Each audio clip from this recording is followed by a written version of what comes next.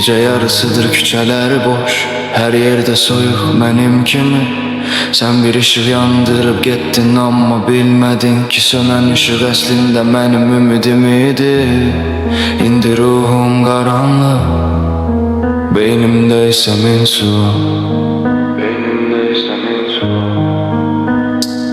Bu soyuq asfaltda indi mənim qara yorğanım. Hər gələn zəng yox, sadəcə yalanın boranı. Yazdığın hər kəlmə yalan, qaçdığın hər küçə sir. Mənsiz həyat qurmusan, elə bil bir memar. Gözümdə min dərdin kölgəsi var, yuxularım kabus. Hər xatirə bir güllə, beynimdə patlayar.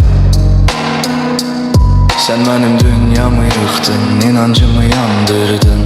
Yazılan bu qisməti yollardan yıxmadın. Qisməti yollardan yıxmadın. Gel gel gel dedim, kırıldı dilim gelmedin. Kal kal kal dedim, o ümit bitti kalmadı. Ne kadar ömrüm varsa sen onu talan ettin. Belki de o vaxtdan sen hiç seven olmadın. Gel gel gel dedim, kırıldı dilim gelmedin. Kal kal kal dedim, o ümit bitti kalmadı. Bu sevgi mezarında sen sadece bir yalan oldun. Belki de hiç beni sen gözlemedin.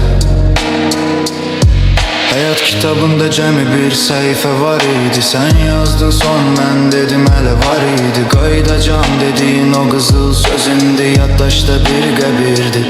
Qırağım buz bağladı, bil ki içimdə bir qiyamət. Yalanı zəhər kəsdi canımı, o kəskin zəhər idi, damarımda axdı. İndi soruşmuram ki mənsiz xoşbəxtsənmi? Bu məhəbbət dərsi mənə ən ağır zülmətli imtihandır. Bil ki Allah'a. Gel gel gel dedim, kırıldı dilim gelmedin. Kal kal kal dedim, o ümit bitti kalmadı. Ne kadar ömrüm varsa sen onu talan ettin. Belki de o vaxtdan sen hiç seven olmadın. Gel gel gel dedim, kırıldı dilim gelmedi. Kal kal kal dedim, o ümit bitti kalmadın. Bu sevgi mezarında sen sadece bir yalan oldun. Belki de hiç beni sen gözlemedin.